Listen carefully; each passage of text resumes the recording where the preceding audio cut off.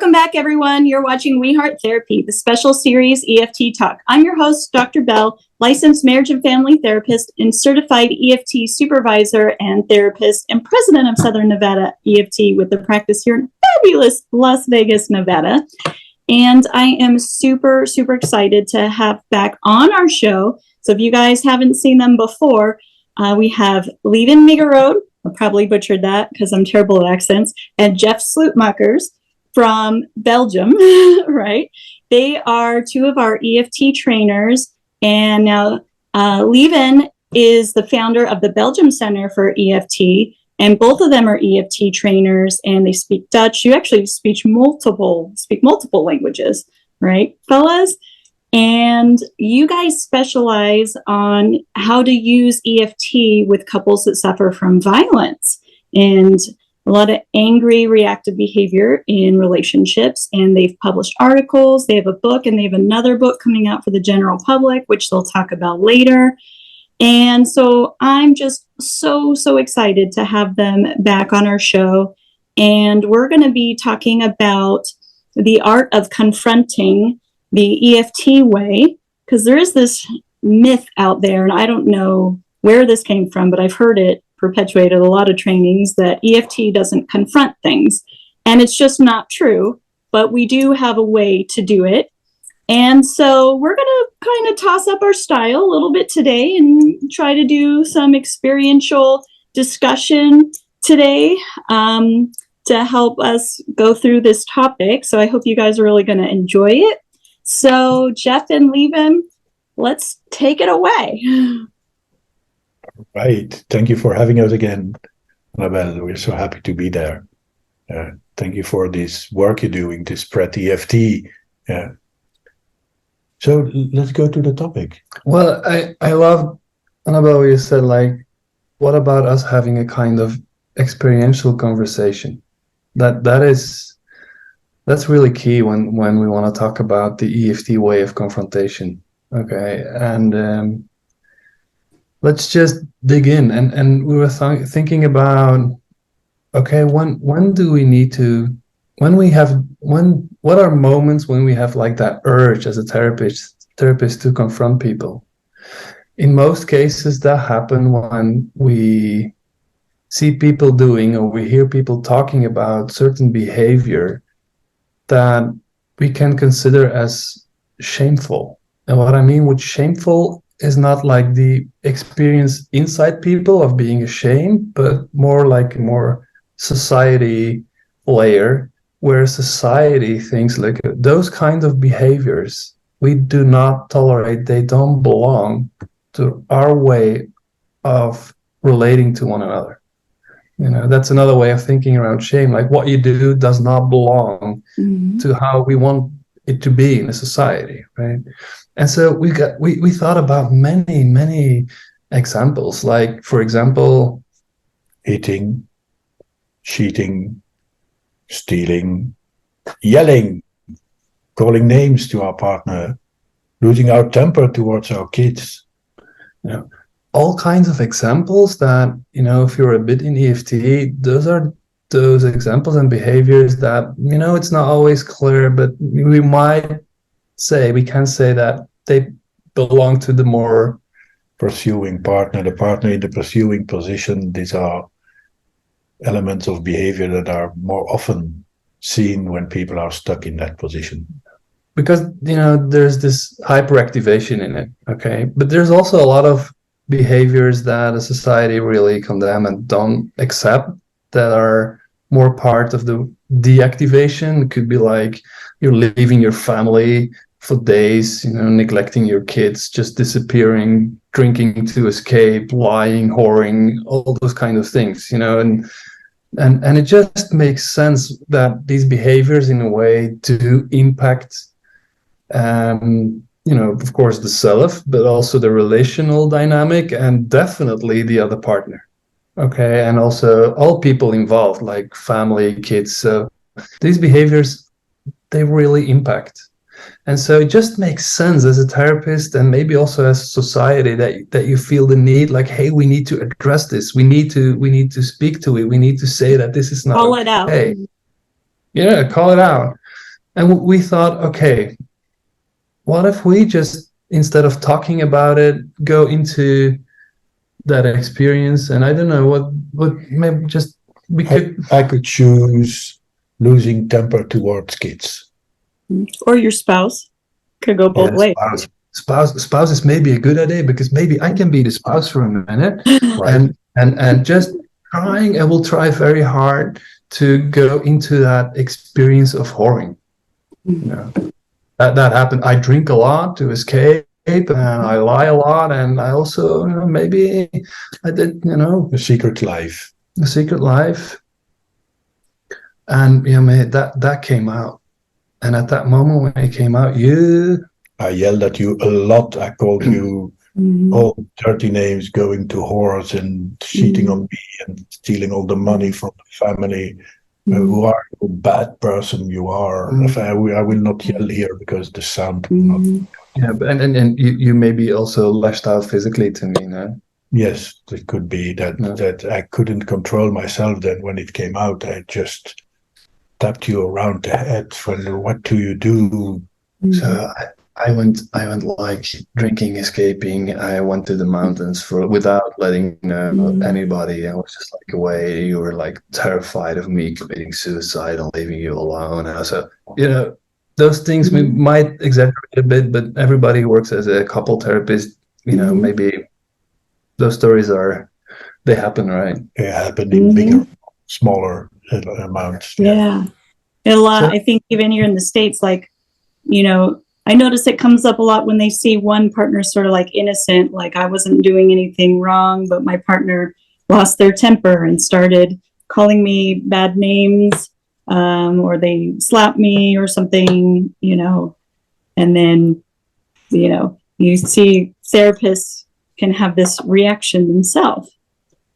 Yes. Yeah, sure. Because they also belong to society. And it is something you feel the urge to say, this is not okay what you're doing. It's not okay. I want to show you what you're doing. It's not okay. But let's imagine. Yeah, maybe let's imagine. Maybe you can help us out. Maybe then we can do a kind of create this felt sense, the three of us. That would be like really nice. So what if, you know, imagine that we're in your office, and maybe a hard thing for you to do because you're just like a real EFT empathic master. Yeah, for sure. Right. You wrote a book around it, Relentless Empathy, and a great book. And so for sure, I'm going to ask you something difficult. But how would it sound if you would try to come up with a non-empathic, non-EFT way of confronting us while we bring this, you know, these behaviors to your office? How would it sound? Let's just play around with it and then see what happens. Role play the non-empathic way that this. Yes, we know it's difficult for you, but probably try your best. And we came to therapy. Of course, we came to therapy when things came out. We had these behaviors. We felt, whoa, now we need help. We go to therapy, but then we start doing the same into the session. You know, start blaming him, calling names. Calling names. You have no backbone. Who are you? But I try to avoid the more ugly words, because otherwise you need to put beeps in. We got to keep it PG rated. Yeah. So I've heard this one. You know, you guys are. You know, you're yelling at your partner. You know, maybe like you push them, and the non-empathic way, you know, and I've seen this, it's like the therapist come forward and said, this is abuse. You need to know that you're abusing your partner. This is abuse and it needs to stop. Like this can't happen. This is abuse, right? You can't verbally abuse your partner. You can't physically abuse your partner. That's abuse. Okay. Look at your faces. Oh my gosh. Wow. Very good. Yeah. Okay. You want to go first, Ryan? Yes. I what happens inside me if I describe the patient in me, my eyes go big and I'm stuck now. My mind stops, but I'm thinking of attacking you now. Well, who do you think you are? That you can tell that to me? I came here because I asked for help. Go on. I'm just really interested right now. But but another part of me wants to run away and say, oh, I try to avoid the F word now because I wanted to say the F word to you, come on. And I think you're not going to help us. That's for sure. I think you're not going to help us. I don't trust you. Yeah, I don't trust you, Dad. It's quite interesting. Yeah, from a theoretical point of view, I knew that this would come up, but it's similar and so different than what I felt. I'll tell you where I went. Although this is just, it's good to remember, this is just us role playing a little bit with it. Mm-hmm. What it can feel like when a therapist might respond in the non-empathic way. I had immediately the stomach that, I don't know, that it's not a pain, but it's like a kind of heavy feeling where my stomach goes and my brain is like, and it's hard to even breathe at this moment when you say that. Mm-hmm. And there is this huge, almost collapse going on inside of me where I don't know how to move. So what made me actually move is hearing you say that you would move. Okay, because you wanted to attack her, and we talk about the body. For me, it got all tense here, and my muscles in my arms got like ready to protect myself and to fight for something, and to keep you out. Yeah, I want to keep you out. And so, in a way, the one good thing here is that for a moment, really for a moment, we're together. We work together. I could really felt it like, oh, so you're going to protect us against this? This is actually good. So you go. But before I felt the mobilization of you, I was completely stuck and unsafe. And what happened to me is I'm not going to show you anything. I'm not going to show you anything around what happened, and I just going to in a kind of maybe appeal and please mode where I'm going while shut down. I will say you're right. Yeah, you're right. Yes, that is indeed true. But engagement in therapy for me it becomes really hard at this moment. It's so interesting because I would imagine what I'd hear therapists who might have said, maybe responded in a similar way to these kinds of situations. I imagine they might be saying like, but wouldn't you feel validated? Like that I'm protecting you or I'm seeing what's happened to you. Wouldn't you feel like seen in that way? Oh, it's interesting. It's interesting. I just had last week a conversation with a couple that I'm seeing, and they're so important to me, these people. So I'm trying to protect them after 2 years because I don't want, anyway. Okay. Be careful. Yeah, I will be careful. But they told me that they have so many experience with going into therapy, and we actually really, the words you said, that was what they're saying, that one of the previous therapists told them that. And what came up was the feeling of not being seen. Because what happens here is that, we feel so judged in what we do and in our relationship, and the fact that we are so wrong. So when you confront some kinds of behaviors, you condemn our relationship. And there is so much in it that's worth fighting for. That's why we are here. And so we feel so abandoned. Because the only place but we thought maybe we should risk going there to ask for help was opening up to you. And that response takes the hope away. And so I don't feel seen at all. Yeah. Yeah. So this is so big. I love what you're saying about, our relationship feels condemned. And actually what keeps coming forward in my mind is our ethics as a therapist is, when couples come to you, so I'm sort of thinking about like the function of that move of trying to say, this is abuse, it's got to stop, and I've seen this more common, it's not a one size fits all, but I've heard these kinds of feedback more commonly from female therapists than from men who get kind of mama bear and feel like they identify with the victim and sort of like move into protect like mama bear, and sort of the sense of, well, yeah, if they're being abused, then maybe they should leave. They shouldn't be in this relationship. And again, ethically, that's not for us to decide. And I think we also tend to misuse the word abuse big time in our culture. There is legitimate abuse, but we tend to overuse that.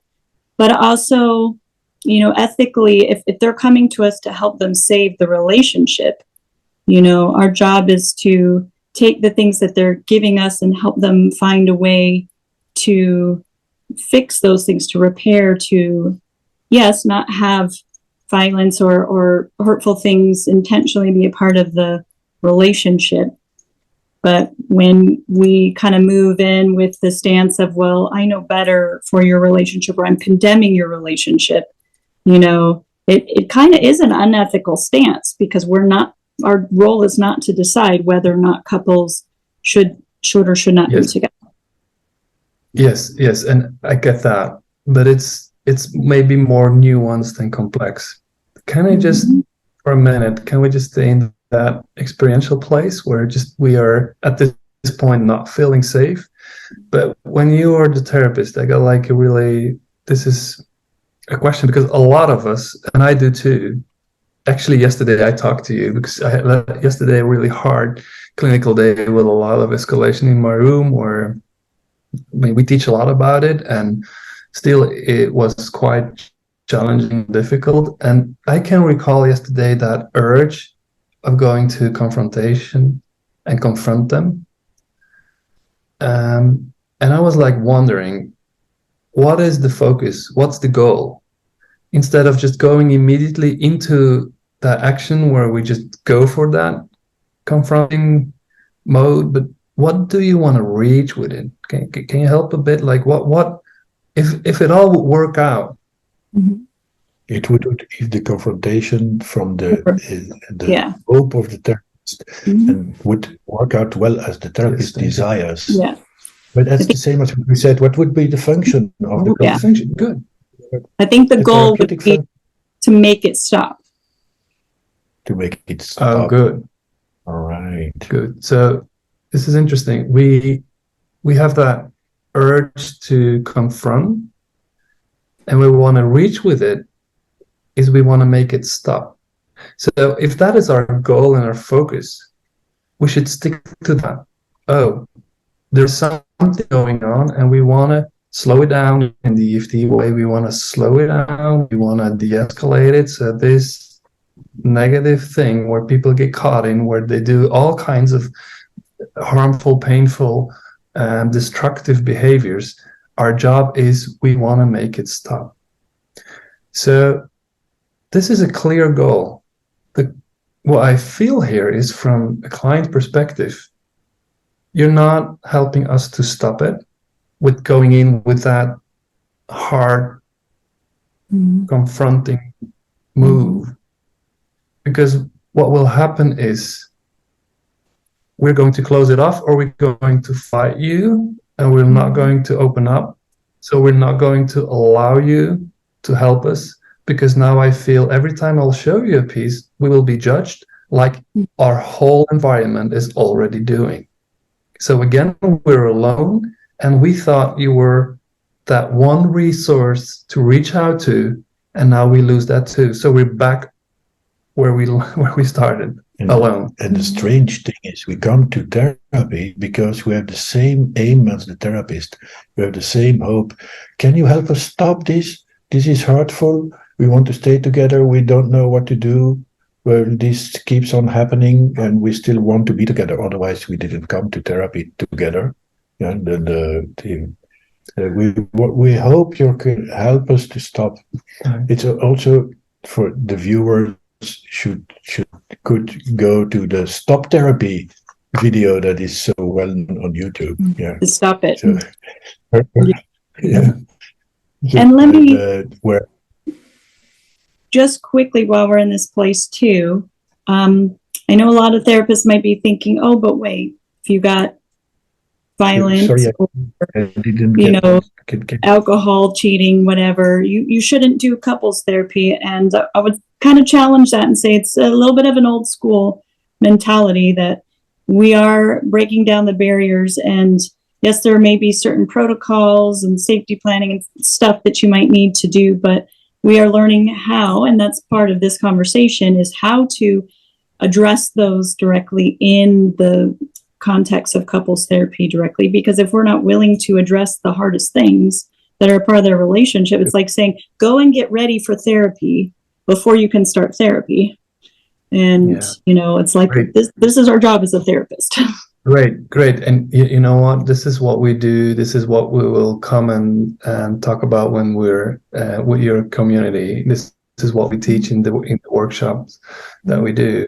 I don't think we need to do, add-ons, and that we need to do extra stuff with those kind of things. I think we need to do more of what we already know in EFT. So maybe we can shift this conversation to start keeping that feeling alive in the body, and think a little bit about, okay, but what do we need in order that it can be addressed in a safe way so that we feel helped in being able to stop it.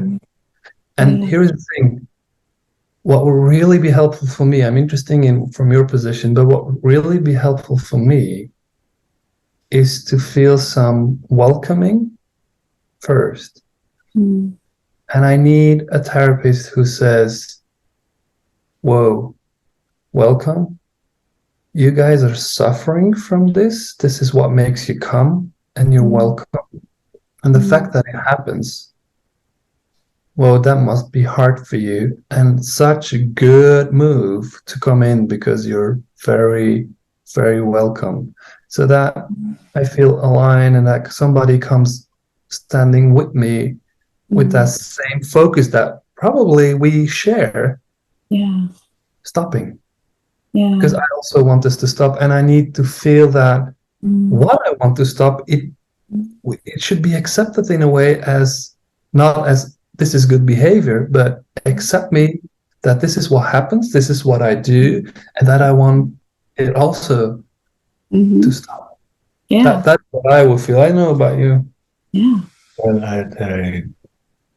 I was thinking in this thing that you were whoring. And I was bad mouthing you and attacking you and hitting you, and we got in this cycle.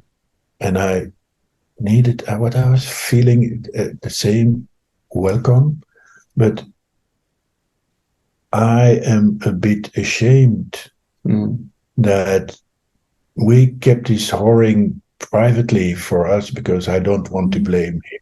While I blame him inside the house, I don't want the whole world to know, because then I'm the husband of a man who is cheating on me with whores. That makes me feel bad too, so I don't want everybody to know it. And then I'm ashamed of what I do too. So I need understanding that I'm ashamed of what I do. I come for you for help. I want to be able to reach you. Okay. Wow. To tell you, I need a voice to reach you. Hey, I don't.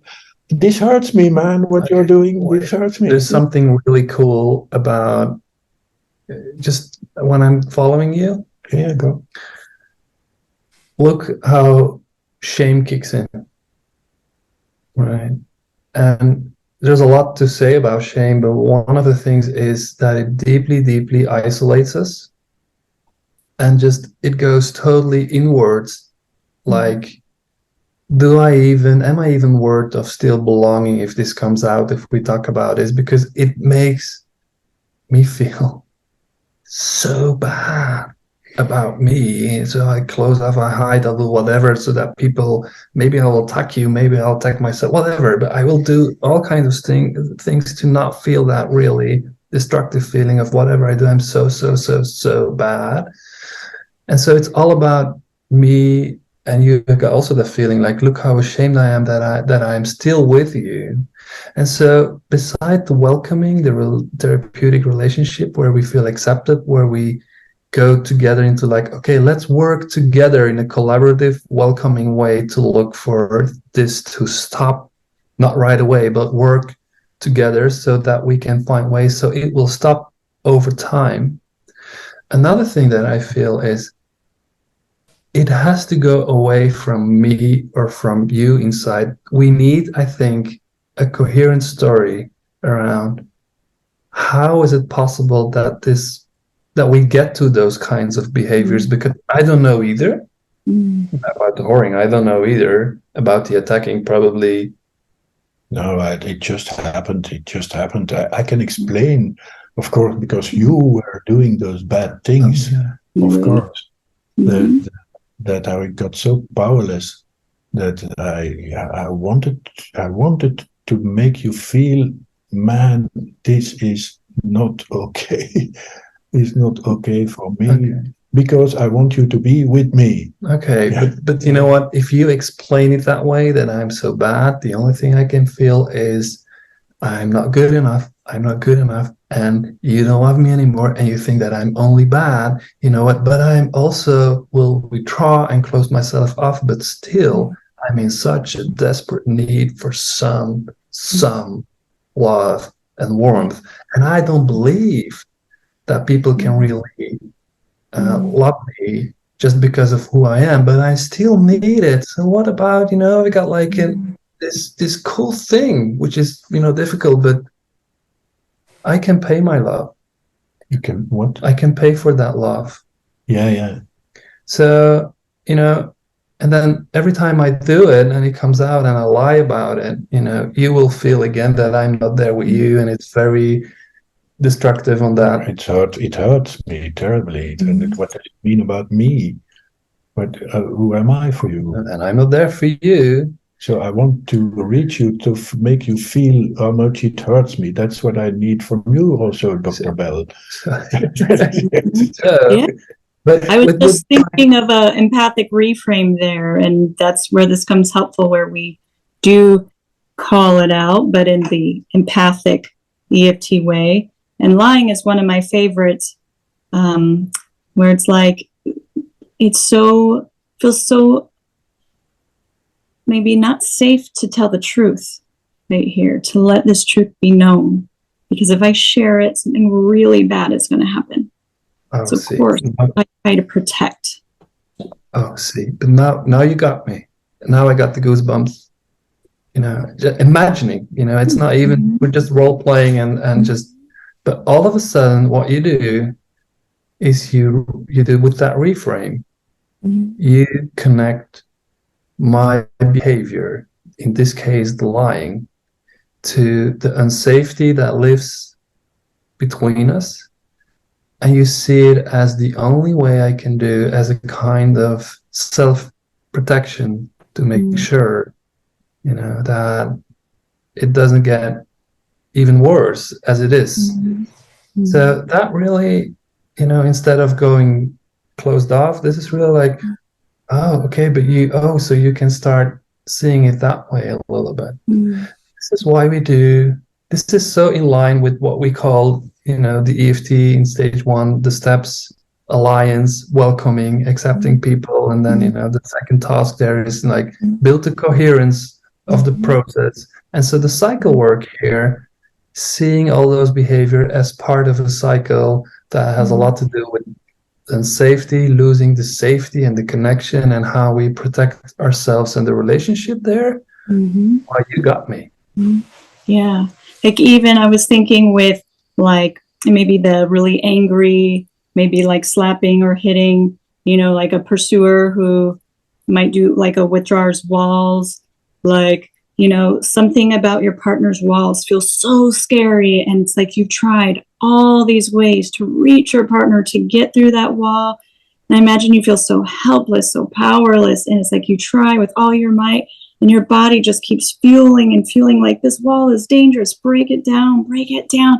And then maybe you reach across and you shake your partner or you slap your partner. Something's just trying to get through that wall, right? That's just trying to get there. But then it's like, oh no, what have I done? Right? Oh no, right? This part of you, right? That really isn't trying to be hurtful. That's just so desperately trying to break through that wall, right? That dangerous, dangerous wall. And I did this sigh now, even if it's only a role play, while you said this, suddenly I felt that my breath was going down. And the magic line was something in the area of, and then you feel about yourself, this is not okay. You don't want this to happen. Then you realize afterwards, oh, what did I do? That's what you said. Mm-hmm. And that, what did I do? You helped me to confront myself. I dare to look into the mirror because you understand that I do things that I don't want to do. But I want to do them, but I don't want to do them. Mm-hmm. I want to do them I want to reach you, but that I get lost in that. And then afterwards, oh, sorry, my phone. And then I put it silent. And then I feel when you said that line, I could hardly hear you, but and then you come to this place that you realize, oh, what did I do? Because that feeling is already in me when I come to you, the therapist. So if you tell me it's abuse, you tell me something I know, but now I cannot tell it myself anymore because I already feel that, but I cannot express it. By you giving your friendly eyes and saying, and then you probably have this, you describe what I do in the context of this relationship you want to reach in. And then you said, and then you say, oh, what did I do? Then you touch me because that's living inside me. Oh, what do I do? And I want to reach him. It's very complex sitting here because in this horrid lying story, I want to reach him, but I don't want to tell him to tell the truth. Mm-hmm. He lies to me about the whoring, but in fact, I want him not to go to the horse so he doesn't have to lie to me. But if I want to know the truth and the truth is painful, there's part of me that doesn't want to know the truth. So I want him to lie. Okay. So it's complex. Like I'm scared of the truth and I'm scared of the lies. Yeah. So something interesting going on. Okay. In our dynamic, okay, the reason that also gets you to like calling names is because you're really preoccupied of what I do wrong.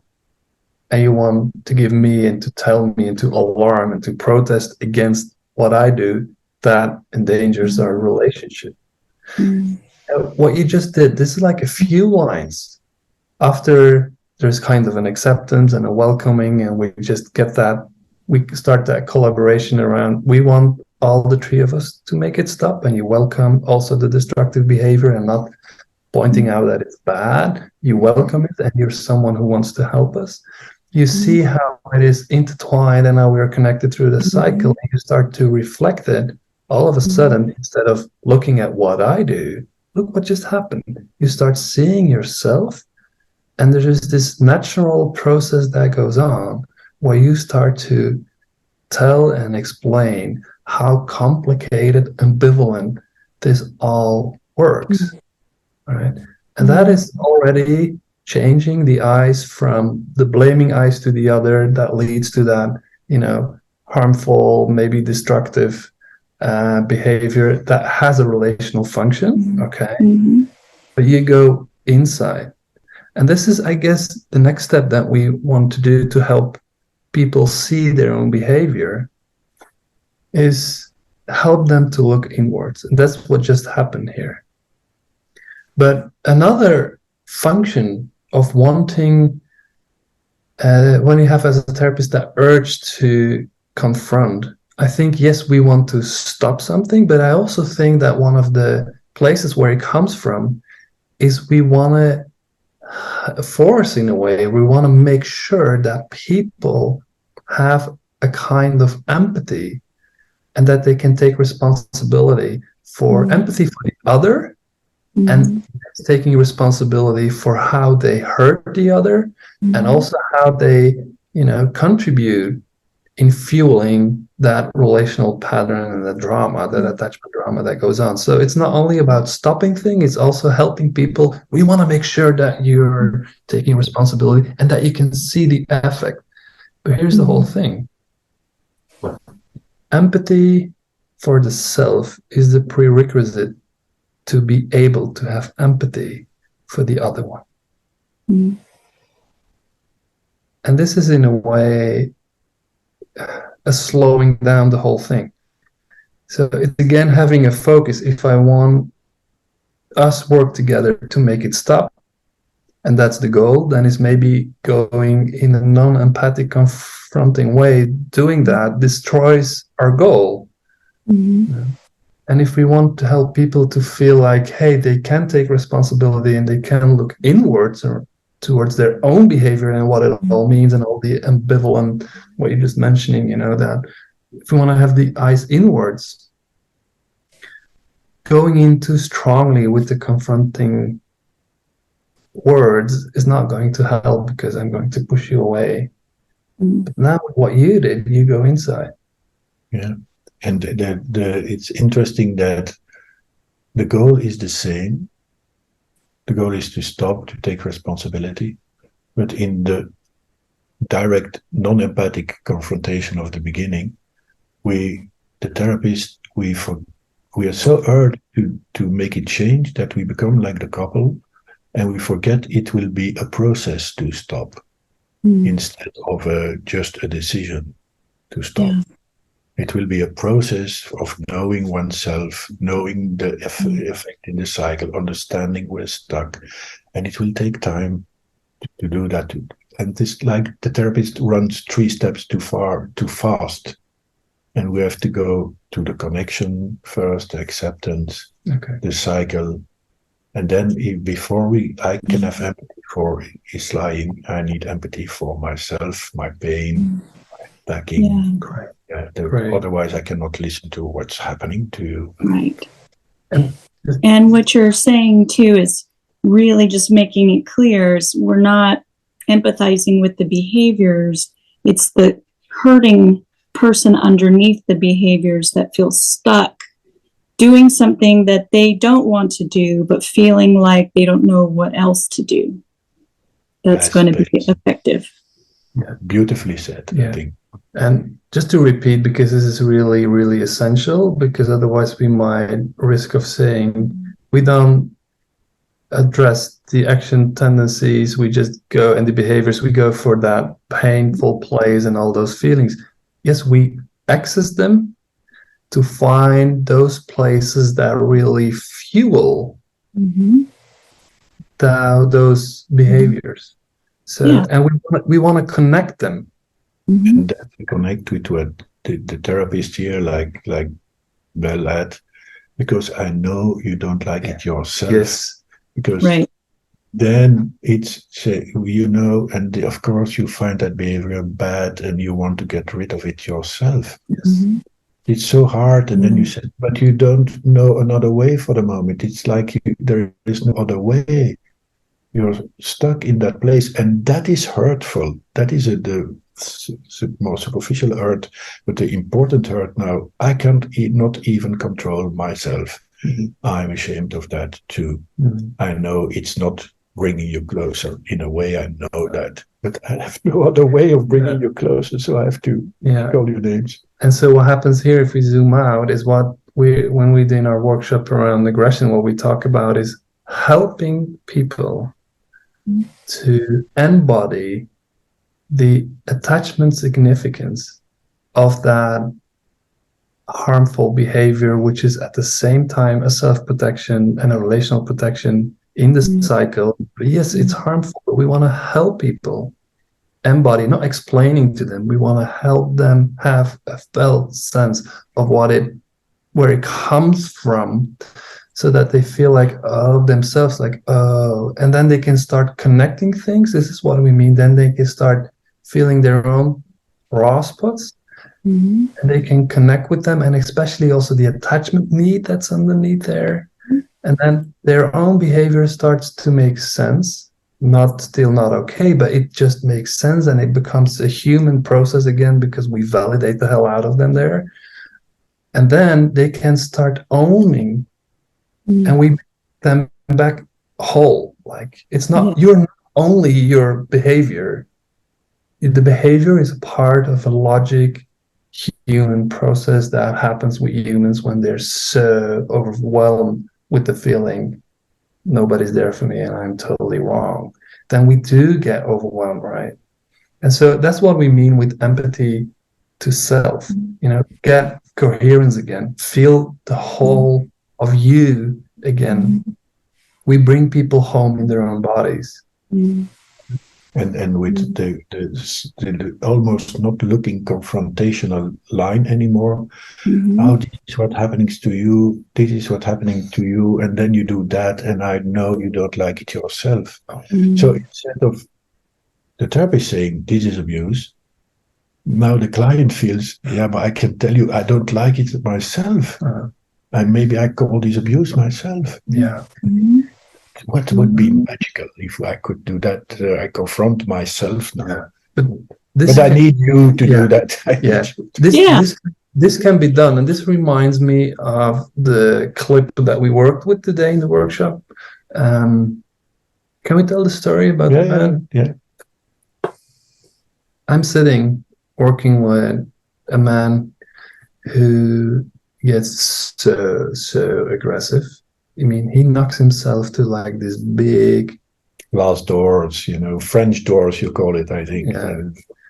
And he just, knocks himself through in the middle of a fight to get to her, which is, to get to her because she runs away. Otherwise, it's not to hurt her because she runs away. She gets scared from him, and then he pursues her and she runs away and she hides and he goes through the glass door. So he wants to reach her, because to get her in English is also okay. No, good. Thanks for to reach her. To reach her. It's what we talked about it in one of the previous videos with you, Anabelle, about the proximity-seeking aggression, which can be addressed as abuse, but from an attachment point of view, it's like really an overwhelming big protest behavior, which is very harmful. Yes, but it has some significance there.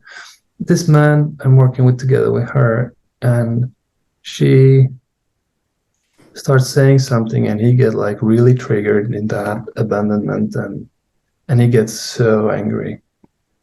And he says that I'm so angry, and he gets like really angry in session. Yeah.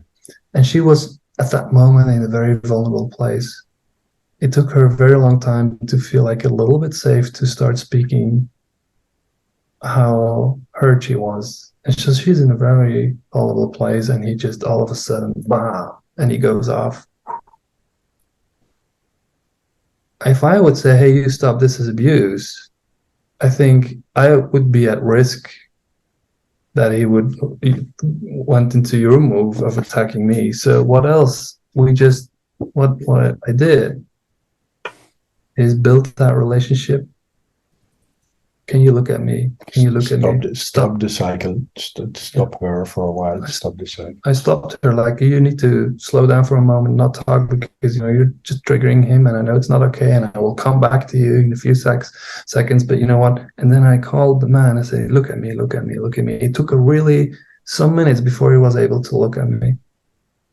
I beamed exception, like, you get stuck, right? Okay, this is not okay, I said, but you get stuck and you get like really, really, really angry, and probably that's the only thing you can do right now. But I want you to stay with me. I want you to stay with me, because this is exactly what the both of you came for, that we can learn together how to slow it down. So this is what I want to do with you right now, with three of you, so that we can work together to make this stop. Yeah, and it's okay that you get in that place. It's really okay, but I need you to look at me. I need you to look at me. And with that eye connection that we made, he said, I'm so angry. I'm sorry. I said, of course you're angry. Of course you're angry. And with that relation that we had, all of a sudden he went like, I'm so sad too. Okay. And I said, okay, so when you get like really sad, the only option you have is go and do that reactivity, which that's the only option you have, right? Okay, but that's good. You're doing good. You're doing good. So you get like really loud now, but it has a place where you get sad. And I don't think that in this moment we need to go for the sadness. So I said, that sad place, what is it telling you that you need?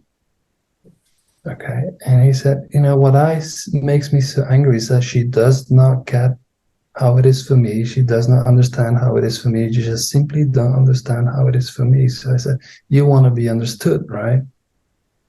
He said, yeah, that she sees me, because I live in a world when nobody sees me. And I said, okay, so when you get stuck in that place that you feel nobody's seeing me, sadness is too hard to be with. So you jump to like fighting for it, right? And you don't want it to happen, but it just hijacks you too. Although you don't want to do it, there's no other way of doing it right now than doing this. He said, yeah. Okay, so that is that coherence that you build. I said, can you say that to yourself? Kind of EFT encounter. Can you just, that wisdom that how you just puzzled it together yourself, can you just say that to yourself? You looked a bit weird. Yeah, and I said, well, and I gave them the word. So when I hear her say something that gives you the feeling of not being seen, what happens then? I feel the sadness, but I can't stand the sadness, and I go in that fight mode because I want her to see. So your fighting is the see me anger and aggression, right? Can you say that to yourself? And he, set the whole process. Then I asked him, what did I ask him? How do you feel now? He said, and he said, like he had the same side that I had just 20 minutes ago. He said, I feel calmer now. I feel a relief. And then you asked. Okay, so you feel calmer now. Okay. And how would it be for her this moment? Now that you can see and find your own truth, which is just makes sense, but how do you think this lands at her? And he lost, he just changed. Instead of looking at me for like a minute, looked at her. You saw that you feel the shame coming. And then he looked back to me and said, it's okay. And he says, probably I'll make it very, very unsafe for her. And so it just makes sense that she wants to run away from me at this moment. And while I want her to come closer, what I do puts her farther away because it's unsafe. So that was just very nice how he could construct his inner world in the cycle from her trigger. Then the sadness was too hard to feel. It's still unbearable, but he could say, I want her to see me. I want her to see me. She doesn't understand what I'm trying to do for her. I want her to see me. And then I get angry. Yes, that telling it to himself, becoming calm. And then you asked, what is the effect then on her? And he could say, she must feel very unsafe. And then she goes away. And then he had a kind of this line resembling, fuck, that doesn't help me at all then. Because I want her to see me, but now she turns away, she cannot see me anymore. So I'm stuck. Right. So here is a man being able to look at himself, look in the mirror, confront himself in a way that he can engage with that emotional drama, and he takes responsibility and he becomes empathic for her need of protecting herself. While he was voicing that, the lady almost froze in session, and you see her a little bit opening up again, like, okay, we're back in safe zone.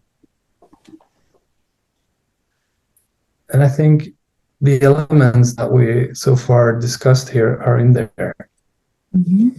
Because I had that, no doubt, I had that urge to go in and say, hey man, this is not okay, this is abusive, this is not what we do here.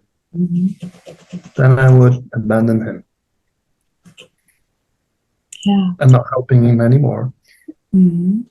So connecting with that collaborative stance when we really want to have the same goal of stopping it is what we need to do first. Offering an accepting relationship where we welcome people so we can have co-regulation. Which was in the look at me.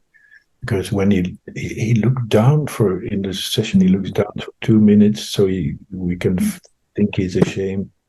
But only when he looks up to you and he sees your friendly eyes looking at him while he talks about this, he's not talking about anger, he is angry.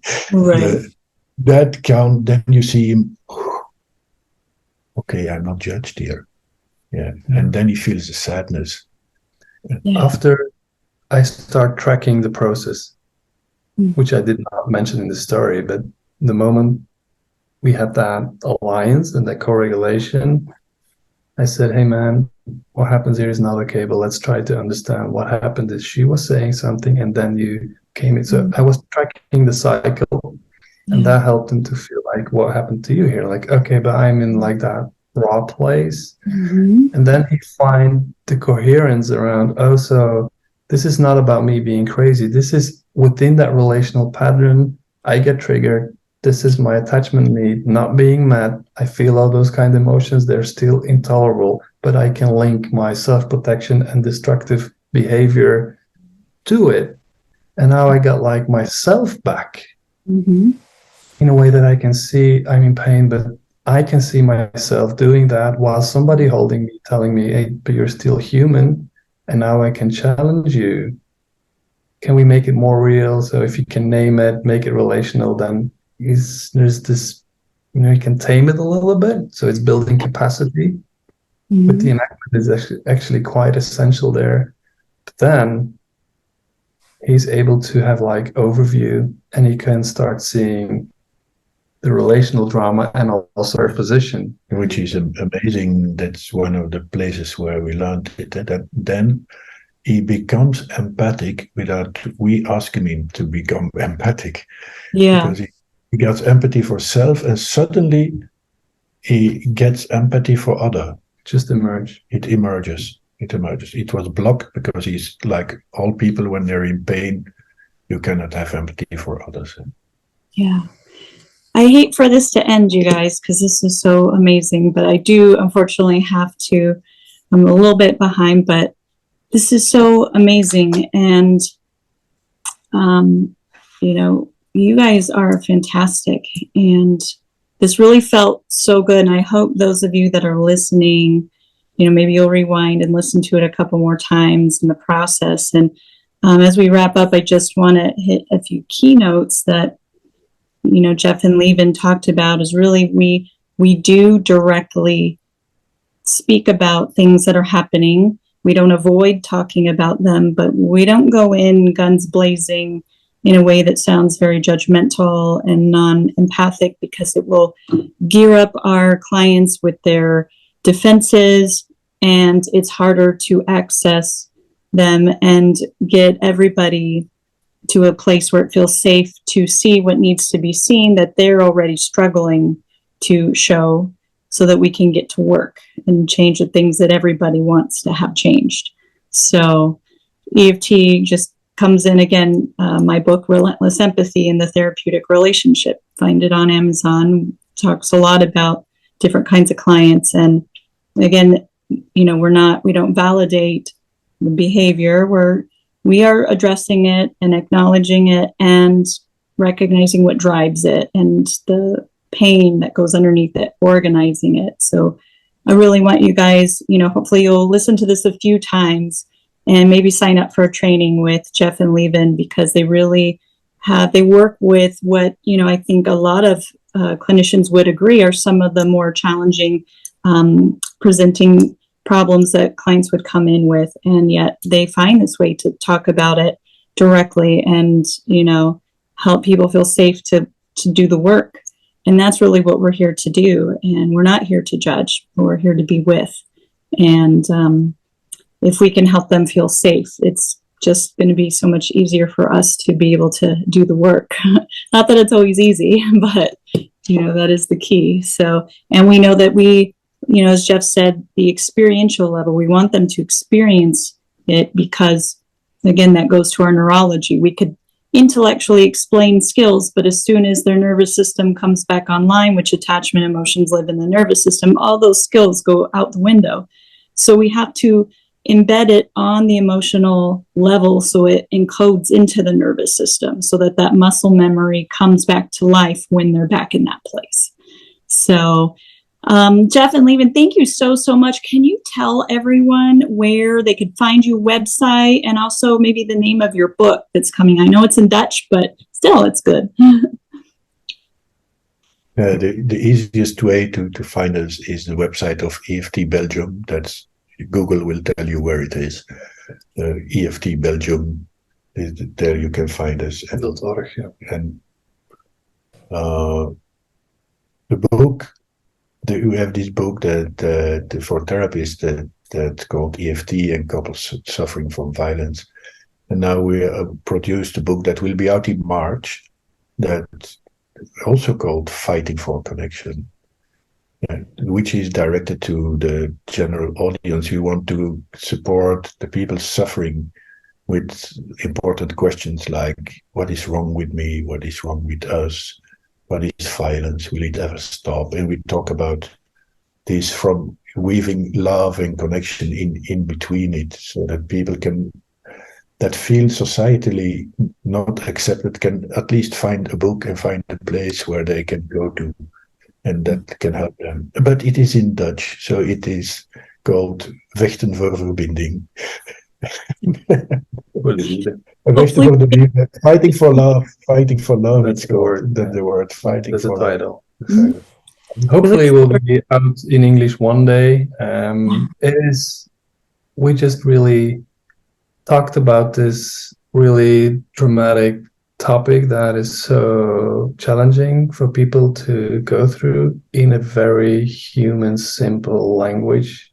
It took us day by day language. Day by day. It took us like years to be able to do that. But I think we managed to just help people go through all those processes in very, very accessible language. And so I hope it will help a lot of people, because that's the only goal. And as we in EFT training, finding simple language is one of the basic skills we need to have, so that our simple words with deep meaning reach the people in front of us. Yes. Thank you guys so much just for your wisdom and your just blessing us with your gifts today. And EFT Belgium, you guys, you can Google it. I'll put a link to it in the description for this video on YouTube. If you're listening to podcasts, sorry, you're going to have to Google it. If you want to find trainings with Jef and Lieven, again, just EFT Belgium, or go to ICEEFT, ICEEFT.com, and you will find a list of all EFT trainings around the globe, including ours here in Las Vegas, when Jef and Lieven come out to do a training with us, as well as the EFT World Summit, which is in the Netherlands next year. And it's going to be really amazing. And Jef and Lieven will be there too. You can also find information about that on ICEEFT.com. And I think EFT Europa maybe is the website for the summit. But I will make sure to put a link to the summit in the description for the video as well. And thank you guys just again so much for being with us today. And thank you guys to our viewers. I just appreciate you guys staying on board, and just make sure that you hit subscribe because more videos are on the way. Don't forget to buy my book, Using Relentless Empathy in the Therapeutic Relationship, Connecting with Challenging and Resistant Clients for Helping Professionals, available on Amazon or on my website, www.drbugatti.com.